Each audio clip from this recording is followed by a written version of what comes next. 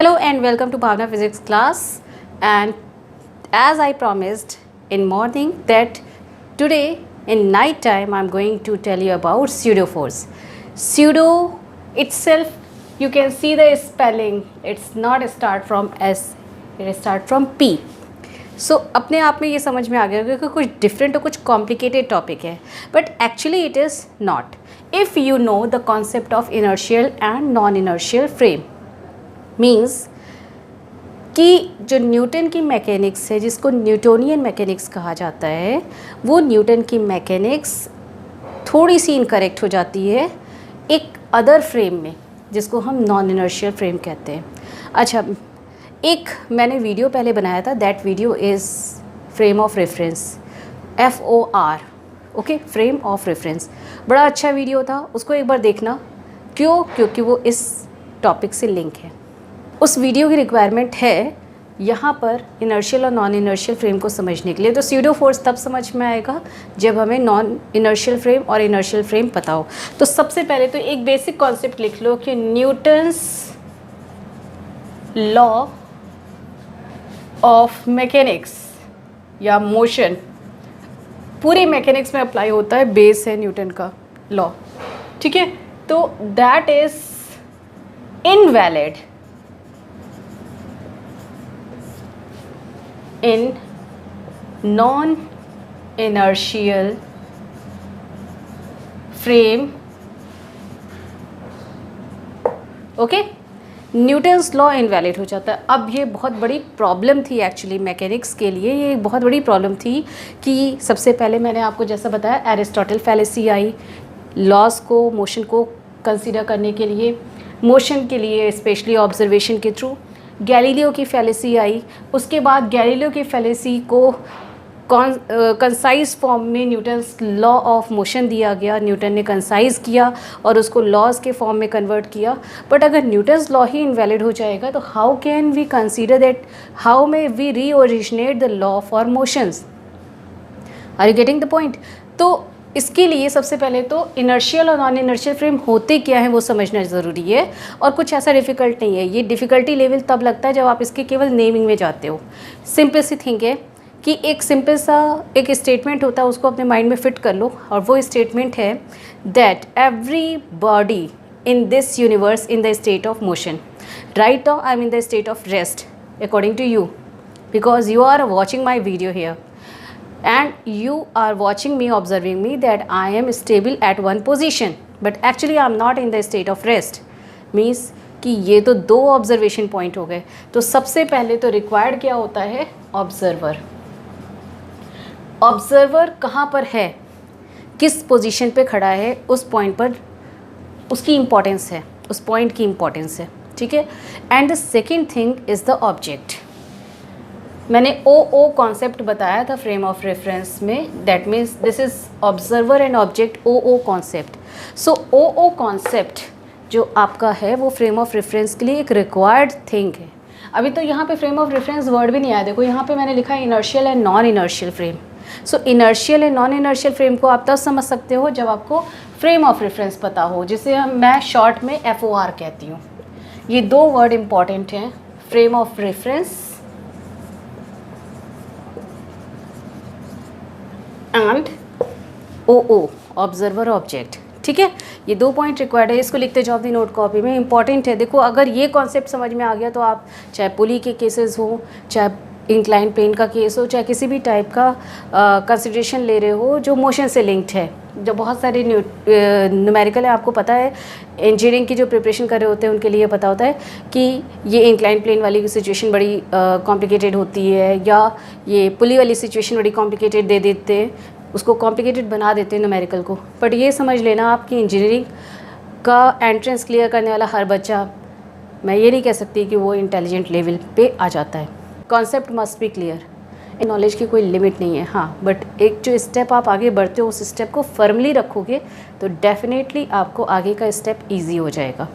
तो अभी मैं आपको सिर्फ लॉरेंज फ्रेम के बारे में अभी नहीं बताऊंगी, आपको सिर्फ OO और FOR बताऊंगी. ठीक है, सिंपल लैंग्वेज में समझने की कोशिश करो उसे कि मैं इस समय भी मूविंग स्टेट में क्यों हूँ, जो मैंने अभी पहले क्वेश्चन पूछा था। क्यों? क्योंकि अर्थ रोटेट कर रही है। अर्थ का एक्सेलरेशन अपने एक्सिस के अराउंड, मीन्स रोटेशन का जो एक्सेलरेशन होता है इज 3.4 सेंटीमीटर पर second square, that is the rotational acceleration of earth. तो अर्थ भी मूविंग स्टेट में है, तो हमें फ्रेम ऑफ रेफरेंस चाहिए होता है। That word is required, that is the frame of reference. I have written here frame of reference. तो एक ऐसा फ्रेम जो कि ऑलमोस्ट स्टेशनरी हो, ऐसे फ्रेम को हम कहते हैं फ्रेम ऑफ रेफरेंस। क्योंकि हर एक यूनिवर्स की हर एक फ्रेम, चाहे कोई भी बॉडी लेंगे उसको हम फ्रेम बनाने की कोशिश करें तो वो सारे के सारे फ्रेम मूविंग स्टेट में होते हैं। अब फ्रेम है क्या? कोई भी शेप का बॉडी हो उसको हम 3 डायमेंशन में कंसीडर कर सकते हैं, वाई, एक्स एंड जेड में। तो फ्रेम ऑफ रेफरेंस वो होगा जहाँ पर अगर इस पॉइंट पर ऑब्जर्वर है, ओरिजिन पॉइंट पर, हमेशा फ्रेम ऑफ रेफरेंस में ओरिजिन पॉइंट पर ऑब्जर्वर को रखते हैं। तो ऑब्जर्वर के रिस्पेक्ट में ये फ्रेम रेस्ट पर हो, यानी ऑब्जर्वर की पोजीशन चेंज ना हो रही हो, तो ऐसे फ्रेम को हम फ्रेम ऑफ रेफरेंस कहते हैं। ऐसा केवल हाइपोथेटिकल थिंग है, क्योंकि यूनिवर्स की कोई भी बॉडी, चाहे वो सन हो, अर्थ हो, कोई भी प्लैनेट हो, स्टार्स हो, every body, every celestial bodies, there are 2 kind of body, celestial and terrestrial. So celestial body जो हेवनली बॉडी होती हैं, जैसे कि sun, stars, moon, earth, planets, so these are the celestial body. और terrestrial bodies वो हैं जो कि अर्थ पर प्रेजेंट हैं, जैसे कि mountain, rivers and moving car, man made things and the natural things, these are called terrestrial body. So terrestrial body, यहाँ पर हम सेलेस्टियल बॉडी में भी अगर देखते हैं तो सेलेस्टियल बॉडीज़ भी मोशन में होती हैं। इवन जो यूनिवर्स का प्लाज्मा है वो भी मोशन में है। तो मूविंग स्टेट सबकी होने की वजह से हमें कोई ऐसा फ्रेम नहीं मिल पा रहा था जिसको हम कह सकें कि वो फ्रेम ऑफ रेफरेंस है, यानी रेस्ट में है। समझ में आ रही बात? ऐसा मैंने अभी आपको फिर से मैं उसी एग्जाम्पल पे आती हूँ कि मैं मूव कर रही हूँ किसके रिस्पेक्ट में। अगर आप अर्थ पर हो, अर्थ पर आप प्रेजेंट हो, तो आपके रिस्पेक्ट में तो मैं रेस्ट पर हूँ। लेकिन अगर कोई पर्सन अर्थ के बाहर मून पर होगा तो उसका अर्थ का रोटेशन उसको दिख रहा होगा, उसके अकॉर्डिंग्स में मैं मूविंग स्टेट में हूँ। तो जो स्टेट है मोशन की हो या रेस्ट की हो, वो डिपेंड करती है ओ पर, यानी observer position and object position पर। तो ऑब्जर्वर कहाँ सिचुएटेड है? हो सकता है ऑब्जर्वर अगर हमारे फ्रेम में है तो उसके लिए मैं रेस्ट पर हूँ इस समय, जैसे कि मैंने अभी एग्जाम्पल आपको बताया। पर अगर ये ऑब्जर्वर किसी और फ्रेम में होगा, लाइक मून में है या किसी और प्लैनेट में है, तो उसके रिस्पेक्ट में मैं मोशन में हूँ। तो यहाँ पर जो न्यूटन का लॉ है वो इनवैलिड हो जाता है। ठीक है, इनवैलिड इसलिए हो जाता है क्योंकि फ्रेम ऑफ रेफरेंस चेंज हो गया। तो न्यूटन का लॉ नॉन इनर्शियल फ्रेम के लिए इनवैलिड है, जबकि इनर्शियल फ्रेम के लिए वैलिड है। अभी मैं आपको आगे बताने वाली हूँ कि इनर्शियल और नॉन इनर्शियल फ्रेम्स होते क्या हैं। तो सबसे पहले तो फ्रेम ऑफ रेफरेंस क्लियर हो गया होगा आपको, यानी एक ऐसा फ्रेम जो हाइपोथेटिकल फ्रेम है जिसको हम ऑलमोस्ट स्टेशनरी एज्यूम कर रहे हैं। लाइक अर्थ पर अगर कोई बॉडी है तो उसके लिए हमें फ्रेम ऑफ रेफरेंस सन को लेना चाहिए, क्योंकि सन की स्पीड, मूविंग स्पीड अर्थ की मूविंग स्पीड से कम है, बहुत ही स्लो मूव कर रहा है। तो दैट मीन्स व्हाट कि सन को हम एक फ्रेम ऑफ रेफरेंस कंसीडर कर सकते हैं उन बॉडीज़ के लिए जो कि अर्थ पर प्रेजेंट है। अब उसको आपको थोड़ा सा टेरेस्ट्रियल बॉडीज़ में एग्जांपल देते हैं। जैसे कि आप कार में बैठे हुए हो, ठीक है, और आपके साथ में एक और पर्सन है जो कार में बैठा है, that person is the observer. Okay, for that person you are at rest, you are sitting in the car, but for the person who is outside the car, जो रोड पर खड़ा है, उसके लिए आप दोनों ही, that means you are the object now, आप दोनों ऑब्जेक्ट मूविंग स्टेट में हो with the speed of the car. तो ये डिपेंड कर रहा है ऑब्जर्वर पर, that where the observer is situated. If the observer is inside the same car, then for that observer you as an object is at rest. But if the observer is situated outside the car, so for that observer you both as an object are in motion. तो motion और rest state को हमें अगर define करना है तो उसके लिए हमें सबसे पहले फ्रेम ऑफ रेफरेंस को डिफ़ाइन करना होगा। तो फ्रेम ऑफ रेफरेंस वो फ्रेम है जो कि ऑलमोस्ट रेस्ट पर होता है। ठीक है, यानी अगर हमें दो बॉडीज़ में फ्रेम ऑफ रेफरेंस बनाना हो तो हम फ्रेम ऑफ रेफरेंस उस बॉडी को बनाएंगे जो कि इन दोनों की स्पीड में कम स्पीड में होगी, यानी स्पीड मिनिमम, तो that is corresponding to the frame of reference out of the two frames. Clear? तो ये एक तरीके से रिस्पेक्टिव सिचुएशन, रिलेटिव सिचुएशन हो गई। द रिलेटिव थ्योरी, जो आइंस्टाइन की रिलेटिव थ्योरी आई थी, तो रिलेटिव सिचुएशन हो गई कि हम किसी भी ऑब्जेक्ट की स्टेट ऑफ रेस्ट और स्टेट ऑफ मोशन को किसी न किसी फ्रेम के रिस्पेक्ट में बता सकते हैं, और वो फ्रेम हमें खुद चूज़ करना होता है, and that frame should be of minimum speed, and that frame is named as frame of reference. ठीक है, तो ये मैंने एक आपको छोटा सा एलैबोरेशन, एक्सप्लेनेशन दिया है, किसके लिए? फ्रेम ऑफ रेफरेंस के लिए। बात आ गई समझ में? तो that is a frame of reference.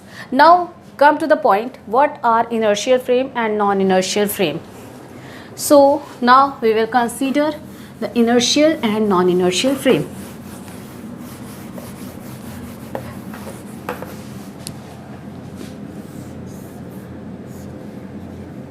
Y, X and Z.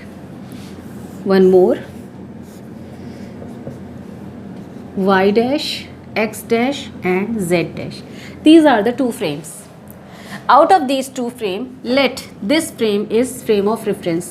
तो ऑब्जेक्ट, ऑब्जर्वर कहाँ होगा? ओ में ऑब्जर्वर फ्रेम ऑफ रेफरेंस पे सिचुएटेड होगा। ओके, और ऑब्जेक्ट कहाँ सिचुएट होगा? या तो ओरिजिन पे या यहाँ किसी प्लेन में। This is object. ओके, दो अलग अलग फ्रेम है। अगर ऑब्जर्वर यहाँ आ गया, यानी उसी फ्रेम में है जिस फ्रेम में ऑब्जेक्ट है, तो स्टेट चेंज हो जाएगी। अगर ऑब्जर्वर दूसरे फ्रेम में है तो स्टेट चेंज हो जाएगी। ठीक है, समझ में आ रही बात? यहाँ पर ये ओरिजिन पॉइंट है, this one is origin point. अब इनर्शियल फ्रेम और नॉन इनर्शियल फ्रेम क्या होते हैं उसको भी समझ लो। If we are considering that frame of reference, for frame of reference के रिस्पेक्ट में अगर ये फ्रेम स्टेशनरी है, रेस्ट पर है, तो ये इनर्शियल फ्रेम हुआ। This frame is called inertial frame of reference. Inertial frame only, this frame is called inertial frame. Frame of reference के रिस्पेक्ट में जो सेकेंड फ्रेम है वो रेस्ट पर है। If it is at rest then it is inertial frame. Clear? That means we can define inertial frame, that inertial frame is the frame which is at rest with respect to frame of reference. अब दूसरी situation ले लेते हैं। ये तो वो case था जैसे कि एक पर्सन एक कार में है और दूसरा पर्सन दूसरी कार में है। दूसरी कार रुकी हुई है तो पहली कार भी रुकी हुई होनी चाहिए। ठीक है, तो दूसरी कार FOR हो गई, फ्रेम ऑफ रेफरेंस हो गई रोड पर, और पहली कार जो होगी वो क्या हो गया? इनर्शियल फ्रेम हो गया। क्लियर? तो इसका मतलब आपको ये कंक्लूजन निकालना चाहिए कि फ्रेम ऑफ इनर्शियल फ्रेम को हम वही समझ सकते हैं कि जो रेस्ट पर हो, यानी रुकी हुई कार। नहीं, आपको जो रुकी हुई कार है अगर वो कुछ स्पीड से भी मूव कर रही है, ठीक है, अगर सपोज ये कार मूव कर रही है, मोशन स्पीड है इसकी v, ठीक है, तो फ्रेम ऑफ रेफरेंस जो होना चाहिए इसकी भी मोशन स्पीड v होनी चाहिए।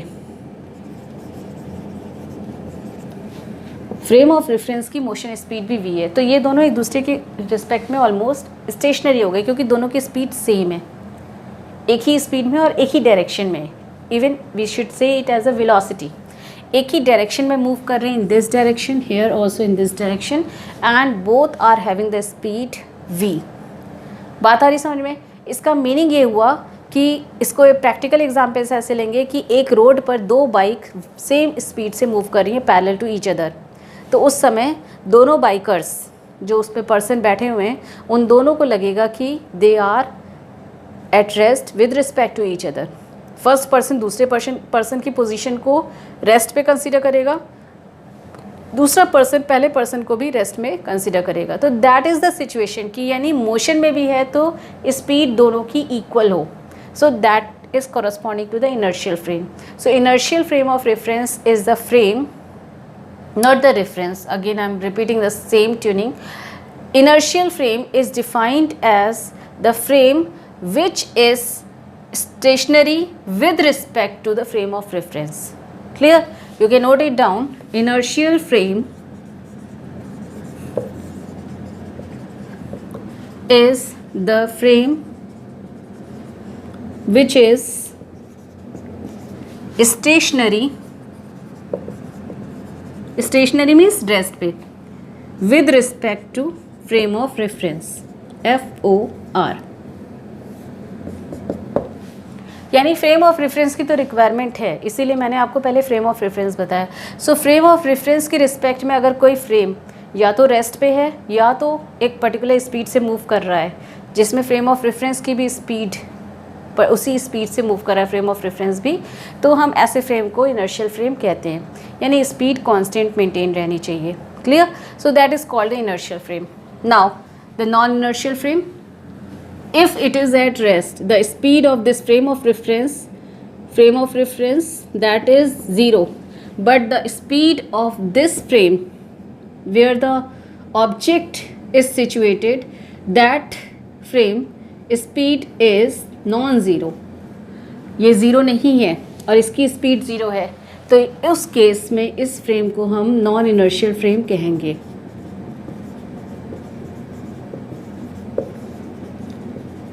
That means non-inertial frame which is not stationary with respect to the frame of reference. दूसरा एग्जाम्पल ले लेते हैं, which is accelerated भी इसे कह सकते हैं. अगर सपोज कि फ्रेम ऑफ रेफरेंस की स्पीड नॉन ज़ीरो थी, बट इसकी स्पीड नॉन ज़ीरो है और इसकी speed greater than frame of reference है इस फ्रेम की, उस केस में भी ये नॉन इनर्शियल फ्रेम हुआ. क्यों? क्योंकि ये एक्सेलरेटेड फ्रेम है. यानी जहाँ पर ऐसा फ्रेम जिसकी स्पीड फ्रेम ऑफ रेफरेंस के रिस्पेक्ट में ज़्यादा है, ठीक है, ऐसे फ्रेम को हम कहेंगे नॉन इनर्शियल फ्रेम. अब कम की बात नहीं करेंगे, स्पीड कम नहीं होनी चाहिए. क्यों? अगर इसकी स्पीड फ्रेम ऑफ रेफरेंस से कम है तो ये फ्रेम ऑफ रेफरेंस बन जाएगा. मैंने आपको फ्रेम ऑफ रेफरेंस का बेस बताया कि दो फ्रेम में से हम उसको फ्रेम ऑफ रेफरेंस चूज़ करते हैं जिसकी स्पीड मिनिमम होती है. तो इसकी स्पीड कम को तो हम चूज़ नहीं करेंगे, हम चूज़ करेंगे इसकी स्पीड, इस फ्रेम की स्पीड ग्रेटर होनी चाहिए. That means indirectly this frame is accelerated as compare to the frame of reference. Then the frame is said to be non inertial frame. Clear? तो अगर इसी डेफिनेशन को हमें नॉन इनर्शियल की बतानी है डेफिनेशन, तो किस तरीके से बताएंगे? ये आपने डेफिनेशन लिख ली है. Again I am just adding the word. Non inertial frame of reference is the frame which is accelerated in case means in place of this stationary we will use accelerated with respect to frame of reference. Then it is said to be non-inertial frame. So non-inertial frame जो accelerated होता है या एक speed में चल रहा हो अगर फ्रेम ऑफ रेफरेंस स्टेशनरी है, ठीक है, तो उसको हम non inertial. Simple example is that कि एक कार आपकी है, आप एक ऑब्जर्वर हो जिसकी कार है, जिसकी बाइक है, कुछ भी आप कंसीडर करो, कार, बाइक, साइकिल, कुछ भी कंसीडर करो. एक कार है जिसमें आप बैठे हुए हो और वो कार रेस्ट पर है सपोज, ठीक है. दूसरी कार आपके बगल से किसी स्पीड से निकल गई, तो जो दूसरी कार थी वो नॉन इनर्शियल हुई. क्यों? क्योंकि उसकी स्पीड है और आपकी कार की स्पीड ज़ीरो है, और आपकी कार की स्पीड ज़ीरो है और आप फ्रेम ऑफ रेफरेंस हो, आप ऑब्जर्वर हो, तो मीन्स ये हुआ कि आपकी कार फ्रेम ऑफ रेफरेंस है, आप फ्रेम ऑफ रेफरेंस में बैठे हुए हो, ठीक है. जबकि जो कार साइड से निकल गई किसी स्पीड से, that is the non inertial frame. Clear this concept? Now come to the next case. In the non-inertial frame, your car is moving with some speed like somewhat slow, like 20 km per hour, okay, and by the side of your car, another car with some 60 km per hour speed, it passes your car. Then the second car, you are the observer, you are observing the second car, you are the observer, that is why your car is frame of reference and your car speed is lesser. That is why you are frame of reference, and you watch the second car which is having some greater speed. That car is the non-inertial frame. Why? Because it moves with the greater speed than your car. So it is accelerated with respect to your car as a frame of reference. Clear? तो inertial frame और non inertial frame को simple अगर language में कहा जाए तो हम simplicity में ये कह सकते हैं कि that inertial frame is somewhat stationary frame, okay, and non inertial frame is accelerated frame. Got my point? So that is why the statement earlier, ये आपने नोट कर लिया होगा. तो इससे पहले वाला स्टेटमेंट जो आपकी नोट कॉपी में सबसे पहले आया आज के लेक्चर में, वो था Newton's law is invalid in non inertial frame. I am repeating the statement. Newton's law of motion is invalid in non-inertial frame. This statement is considered with respect to the inertial frame and non-inertial frame. Clear? तो इसका मतलब कि Newton's law की limitation है. Newton's law non inertial frame में valid नहीं होगा. तो इसके लिए या तो हम पूरा लॉ चेंज करें, यानी न्यूटन के आगे किसी साइंटिस्ट ने पूरे लॉज को, लॉ ऑफ मोशन को, 3 लॉज ऑफ मोशन जो दिए हुए हैं उसको चेंज कर दें, या तो उसमें हम एक एडिशनल करेक्शन जिसे हम कहते हैं वो करेक्शन एडअप करेंगे. Like the case of lift. मैं एलिवेटर का केस ले रही हूँ. वर्टिकल एलिवेटर, आजकल हॉरिजॉन्टल एलिवेटर भी आते हैं. दिल्ली एयरपोर्ट में हॉरिजॉन्टल एलिवेटर है जो हॉरिजॉन्टली मूव कर रहा होता है, ठीक है. वर्टिकल एलिवेटर जो स्टेयरकेस होते हैं जिस फॉर्म में, और lift that is the exactly stand up elevator. तो यहाँ पर एलिवेटर का केस, या हम इसे लिफ्ट भी कह सकते हैं, मैं वर्टिकल एलिवेटर ले रही हूँ, तो लिफ्ट का केस अगर हम यहाँ पर कंसिडर करते हैं तो उस केस में क्या होगा. लिफ्ट के अंदर एक पर्सन बैठा हुआ है, ठीक है. ये पर्सन है जो लिफ्ट के अंदर है, और ये लिफ्ट अभी रेस्ट पर है. ये एक सिचुएशन. इसी लिफ्ट के अंदर वही सेम पर्सन बैठा हुआ है, और ये लिफ्ट ऊपर की साइड यानी क्या कर रही है, असेंडिंग है. मीन्स ये आप कह सकते हो rise up, okay. The third case is of lift is that the person is situated inside the lift and the lift falls down. Clear?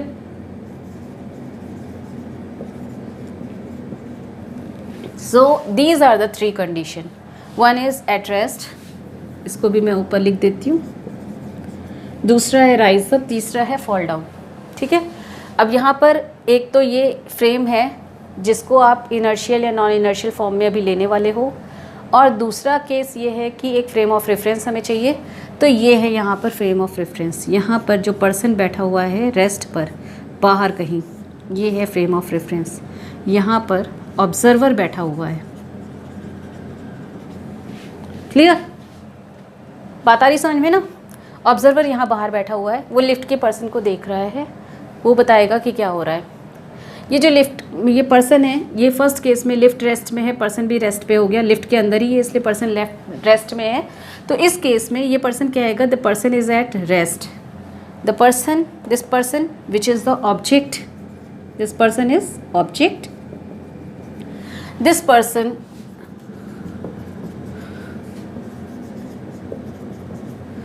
the person, this one is the object, the person also consider the situation that I am at rest. This is the object. Now come to the second case. For this rise up case, the observer which is outside the lift, the person will say that this particular person inside the lift is moving up, but the person which is the object, that person will consider as I am at rest. The lift is rising up, I am at rest. Clear? Now the third case, the observer in the third case will assume as the person is moving down. The person is not in rest. The person is in moving state. It is accelerated downward. Lift जो होती है accelerated होती है, आपको पता ही होगा. Lift uniform motion में नहीं चलती है, ये accelerated motion है, यानी ये non inertial frame हो गया. समझ में आ रही बात? First condition, it is non inertial frame. तो Newton's law non inertial frame में वैलिड नहीं है। ये कैसा फ्रेम हो गया? लिफ्ट, क्योंकि ये एक्सेलरेटेड होती है इसलिए नॉन इनर्शियल फ्रेम है। अब यहाँ पर ये जो थर्ड केस में भी पर्सन ये कहेगा कि no, I am not moving, I am at rest, but the observer is saying that the person is moving and it is accelerated motion, the person is accelerated downward. So that are the three situation. And which person is right, outside person or inside person? You cannot say. That means it is indecisive situation. That means what कि यहाँ पे Newton's law valid नहीं हो रहा है, observer की position पर depend कर गया। यानी यहाँ पे वो सारे कॉन्सेप्ट अप्लाई हो रहे हैं जो अभी मैंने पहले आपको एक्सप्लेन किए। क्लियर हो रहा है ये बात? अब इसको छोड़ देते हैं, फ्रेम ऑफ रेफरेंस हम बता देते हैं। ये जो मैंने आपको कॉन्सेप्ट बताना था नॉन इनर्शियल फ्रेम का, वो मैंने आपको बता दिया कि ये जो लिफ्ट का केस है, this is the non inertial frame. Clear हो रहा है ये कॉन्सेप्ट? अब आ जाते हैं इस बात पर कि ये जो अंदर बैठा पर्सन है, which is the object as well as observer, अपने आप को भी तो ऑब्जर्व कर रहा है ना। ये तो कह रहा है कि मैं रेस्ट पर हूँ, तीनों ही केसेस में कह रहा है कि मैं रेस्ट पर हूँ, कह रहा है ना। तो the person is observer too for himself और herself. Now what will happen कि ये जो ऑब्जर्वर या ऑब्जेक्ट दोनों सेम हो गए, यहाँ ओ इज सेम, ये कपल हो गए। ठीक है, आ रही बात समझ में? वो जो कॉन्सेप्ट पहले बताया था ना, FOR कॉन्सेप्ट, वो यहाँ अप्लाई हो रहा है पूरी तरीके से। जब लिफ्ट ऊपर जाती है तो आपको क्या अपना वेट कैसा लगता है? हैवी लगता है कि लाइट लगता है? बताओ आप। हम आस्किंग टू यू कि जब लिफ्ट ऊपर जाती है, एलिवेटर ऊपर जाता है, तो उस समय आपको अपना वेट लाइट लगता है कि हैवी लगता है? उस समय आपको अपना वेट हैवी लगता है। जब लिफ्ट नीचे आ रही होती है तो आपको अपना वेट लाइट लगता है। ठीक है, यानी ये एपरेंट सिचुएशन हुई कि एपरेंट वेट है यहाँ पर, आपको अपना वेट एकदम से लाइट कैसे लगने लगा, अपना वेट हैवी कैसे लगने लगा? ये यहाँ पर जो कॉन्सेप्ट आ रहा है वो आ रहा है स्यूडो फोर्स का। ठीक है, that is the virtual force which is applied here and which balances the Newton's law. Clear हो रहा है? मतलब ये हुआ कि जो न्यूटन्स लॉ है वो नॉन एक्सेलरेटेड फ्रेम में इनवैलिड होता है, लेकिन अगर हम स्यूडो फोर्स को ला दें, स्यूडो फोर्स के कॉन्सेप्ट को अप्लाई कर दें, तो फिर क्या होगा कि फिर Newton's law non inertial frame में भी वैलिड हो जाएगा। यानी सिंपल सी एक सिचुएशन, जो ये स्टेटमेंट लिखा है इसी को मॉडिफाई किया गया लॉ के थ्रू कि pseudo force non inertial frame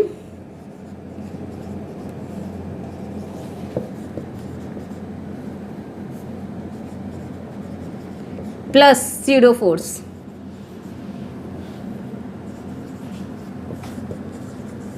is equal to validity of Newton's law।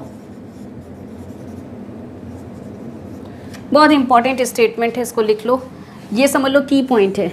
अगर ये आपने अपने माइंड में फिट कर लिया तो आपको स्टीरियो फोर्स के कॉन्सेप्ट को समझने में कोई प्रॉब्लम नहीं होने वाली। Non inertial frame plus stereo force, that is the validity of Newton's law in non inertial frame. इसको नोट डाउन कर लो, इंपॉर्टेंट है।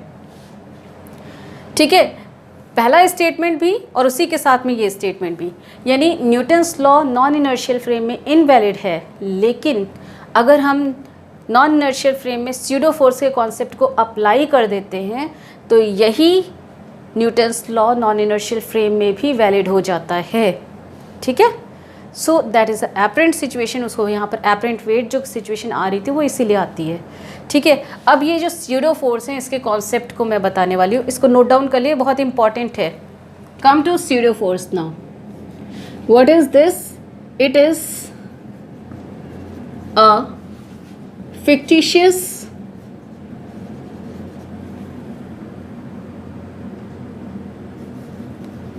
force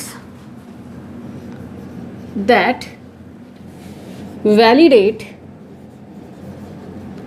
Newton's laws of motion in non-inertial frame। Fictitious forces है। Fictitious means होता है imaginary, यानी ये actual में present नहीं है लेकिन ये इमेजिनरी फोर्सेस हैं। एग्जाम्पल इसका लिख लो, सेंट्रीफ्यूगल फोर्स,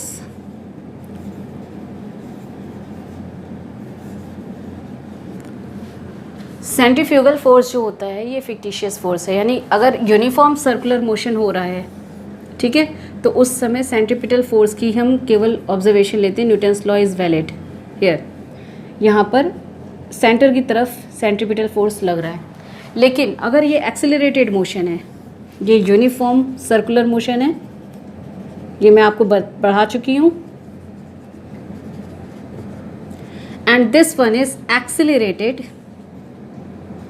सर्कुलर मोशन। ठीक है, ये एक्सेलरेटेड सर्कुलर मोशन होगा तो इस केस में अंदर की साइड में अगर सेंट्रीपिटल एक्सेलरेशन है तो बाहर की साइड में सेंट्रीफ्यूगल, यानी इसके कोरेस्पोंडेंस में जो फोर्स आएगा उसको हम सेंट्रीपिटल फोर्स कहते हैं, तो बाहर की साइड सेंट्रीफ्यूगल फोर्स लग रहा होगा।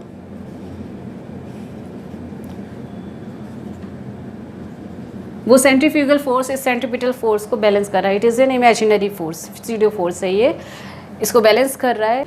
तो स्यूडो फोर्स वहाँ पर आता है जहाँ पर नॉन इनर्शियल फ्रेम होगा। ठीक है, तो नॉन इनर्शियल फ्रेम में जो भी केसेस आप लोगे वहाँ पर स्यूडो फोर्स की लोगे। जैसे कि अभी आपका जो लिफ्ट केस आ रहा है वहाँ पर हमें ऐसा क्यों लगने लगता है कि ऊपर की तरफ जब लिफ्ट जा रही है, that means ascending of lift, तो उस केस में क्या हो रहा है कि हमें अपना वेट हैवी लगने लग रहा है, जबकि नीचे की साइड आने पर हमें अपना वेट हल्का लग रहा है। That means there is an apparent force which is applying over the person, and for that apparent force, that is a fictitious force, that is a pseudo force. For due to the presence of that apparent force, the person feels that weight, that the weight of himself or herself as lighter or heavier. तो अभी मैं lift का example यहाँ पर फिर से लेने जा रही हूँ। ठीक है, चलो यहाँ पर हम इक्विलिब्रियम ऑफ फोर्सेस जो मैंने कॉन्सेप्ट अभी आपको मॉर्निंग में बताया है वो हम लगाने वाले हैं।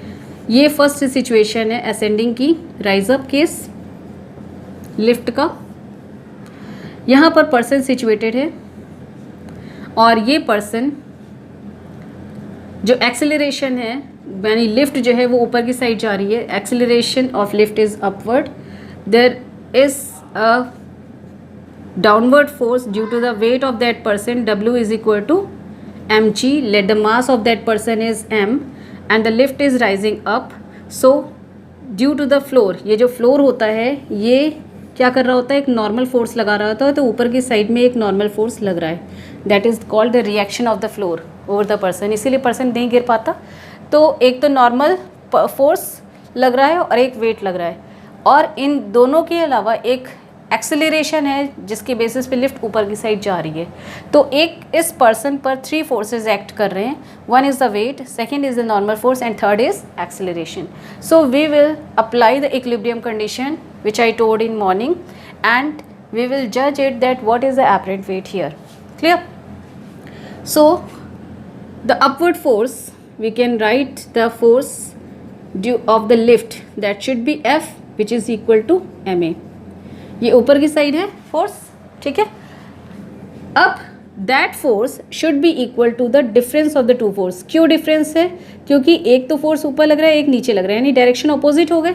ठीक है, डायरेक्शन अपोजिट तो हमें माइनस करना पड़ेगा। ये वेक्टर एडिशन हो रहा है तो वेक्टर में हमें डायरेक्शन भी देखना होता है। यहाँ पर नॉर्मल फोर्स ऊपर की साइड है, ऑब्वियसली ऊपर की साइड का फोर्स ज़्यादा होगा, नीचे की साइड का फोर्स कम होगा, तभी नेट फोर्स जो आ रहा है वो ऊपर की साइड में आ रहा है। So that means what कि normal force minus the weight of the person that should be equal to ma। Clear है ये इक्वेशन कैसे आई? इस पर्सन पे 3 फोर्स एक्ट कर रहे हैं और हमने यहाँ पर इक्विलिब्रियम कंडीशन अप्लाई की कि that mass into acceleration, mass of what, mass of the person. Person का एक्सेलरेशन भी वही होगा जो कि लिफ्ट का एक्सेलरेशन है, because person is at rest inside the lift. तो पर्सन तो रेस्ट पे, इसलिए पर्सन का ऊपर की साइड का एक्सेलरेशन सेम है जो कि लिफ्ट का एक्सेलरेशन है। So that is ma which is equal to n minus of mg। n is what, normal force. Normal force ऊपर की साइड वाला ज़्यादा है, इसीलिए रिजल्टेंट फोर्स ऊपर की साइड आ रहा है, यानी राइज अप हो रहा है case. So normal force minus weight. Clear. तो इस केस में अगर हम इसको सॉल्व करेंगे तो नॉर्मल फोर्स की वैल्यू कितनी आ जाएगी, M A plus M G, that is M common लेने पर आ जाएगा A plus G. That means क्या हुआ कि normal force acceleration plus G के इक्वल है। जी क्या होता है, वेट, बॉडी का अपना जो वेट होता है उसका वेट बॉडी को फील होता है कि हमारी कितनी हैवीनेस है। अगर उसमें कोई नंबर ऐड हो जा रहा है यानी एक्सेलरेशन ऐड हो जा रहा है तो इसका मतलब हमें अपना वेट से ज़्यादा वेट फील हो रहा है। So that is why we feel that we are heavy. That means the person feels that his weight is more, यानी एपरेंट वेट ज़्यादा है, एक्चुअल वेट से एपरेंट वेट ज़्यादा हो गया।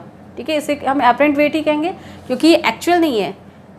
एक्चुअल क्या है, actual weight is M G, but the weight appears the reaction that comes as M A plus G. तो जी में कुछ वैल्यू ऐड हो गई यानी कि नॉर्मल वेट से कुछ वैल्यू एडिशन हो गया, इसलिए एपरेंट वेट नॉर्मल वेट से ज़्यादा लग रहा है। क्लियर है ये। तो हमें हैवीनेस फील होती है। जो पर्सन या हम अगर लिफ्ट में है और लिफ्ट राइज अप कर रही है तो our apparent weight should be greater than the normal weight. Okay, now come to the fall down case.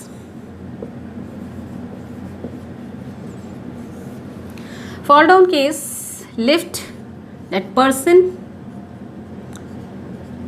and the lift is falling down with acceleration a. The weight here it is mg and the normal reaction always act due to the floor. तो floor में ऊपर की side लग रही होती है, ये floor है। पर्सन का acceleration A, person is at rest actually inside the lift, so whatever be the acceleration of the lift is the acceleration of the person. तो हमें equilibrium condition over the person निकाल रहे हैं। Again we will apply the same concept. So m into A that is F is equal to M A, जो net force आया वो M A है, that should be equal to. अब क्योंकि ए नीचे की साइड में है इसका मतलब नीचे वाला वेट ग्रेटर है एज कम्पेयर टू ऊपर। ऊपर वाला कौन सा था, नॉर्मल, यानी हम यहाँ पर अब एम जी माइनस एन लिखेंगे। पहले हमने क्या लिखा था, एन माइनस एम जी, अब हम लिख रहे हैं M G minus N, that is M A. So the formula is coming as N is equal to M G minus A. ठीक है, एन को इस साइड ले गए, एम ए इधर साइड जाएगा तो जी माइनस ए आ जाएगा। दैट मीन्स जो एक्चुअल वेट होना चाहिए वो कितना होना चाहिए, W is equal to M G. M G में कुछ वैल्यू माइनस हो गई, एम ए वैल्यू माइनस हो जा रही है, यानी जी में ए वैल्यू माइनस हो जा रही है। एक्सेलरेशन ऑफ लिफ्ट ज़्यादा वैल्यू होगी यानी ज़्यादा एक्सेलरेशन होगा लिफ्ट का डाउनवर्ड, तो उतनी ही ग्रेटर वैल्यू जी में माइनस हो जाएगी। तो उस समय हमें अपना weight, apparent weight actual weight से लाइटर फील होता है, यानी नीचे जाने पर हमारी बॉडी का वेट हमें लाइटर फील हो रहा होता है। So that is due to the pseudo force. Pseudo means fictitious, fictitious means क्या है, जो है नहीं एक्चुअल में, इसीलिए मैं बार बार एपरेंट वर्ड यूज़ कर रही हूँ। तो यहाँ पर एपरेंट वेट ये है A plus G, weight is corresponding to force. So यहाँ पर एपरेंट फोर्स जो है वो ए प्लस जी है, जबकि यहाँ पर multiplied by M, whatever be the mass of the person, here the apparent weight is M G minus A, यानी कि मास ऑफ द पर्सन से कुछ कम। ठीक है, तो that you can write here, यहाँ पे स्पेस नहीं बचा है, the person feels his weight lesser. किस केस में, फॉल डाउन केस में। तो फील कर रहा है यानी एपरेंट वेट है, तो एपरेंट वेट मीन्स क्या, apparent force. Apparent force means what, fictitious force. Fictitious means pseudo force. ठीक है, तो ये जो यहाँ पर कॉन्सेप्ट आया लिफ्ट का वो स्यूडो फोर्स का कॉन्सेप्ट था। ओके, इसी तरीके का कॉन्सेप्ट सेंट्रीफ्यूगल फोर्स में भी लग रहा होता है जब हम नॉन यूनिफॉर्म सर्कुलर मोशन यानी एक्सेलरेटेड सर्कुलर मोशन की बात करते हैं। So these are the examples of pseudo force, यानी स्यूडो फोर्स एक फिक्शिशियस फोर्स है जो कि बैलेंसिंग के लिए यूज़ किया जाता है। मैंने यहाँ पे डेफिनेशन में भी लिख दिया है कि न्यूटन्स लॉ को वैलिडेट करने के लिए ही ये एक एपरेंट फोर्स है जिसको यूज़ किया जा रहा है, जो न्यूटन्स के लॉ को नॉन इनर्शियल फ्रेम में भी वैलिड करता है। ठीक है, so that is the concept of pseudo force and I am sure कि आपको ये कॉन्सेप्ट अब क्लियर हो गया होगा और आज के बाद आप ये कॉन्सेप्ट कभी भी नहीं भूलोगे। तो that is all, this is the base. और ये थोड़ा सा डिफ़िकल्ट है नाइन्थ क्लास के बच्चों के लिए, नाइन्थ क्लास को बच्चों को ये पढ़ना भी नहीं चाहिए। यहाँ से आपकी क्लास इक्विलिब्रियम मॉर्निंग क्लास से आपकी क्लास फिनिश हो गई थी, तो नाइन्थ क्लास के बच्चे मत देखो। हाँ, 11th क्लास के बच्चों के लिए बहुत इंपॉर्टेंट कॉन्सेप्ट है आगे अगर न्यूमेरिकल सॉल्व करने हैं। सो that is all for today, and obviously next time I will come with a friction topic. I told earlier that this topic is theoretical, maximum theoretical topic, so you will come to know about more about friction and you will get the concept.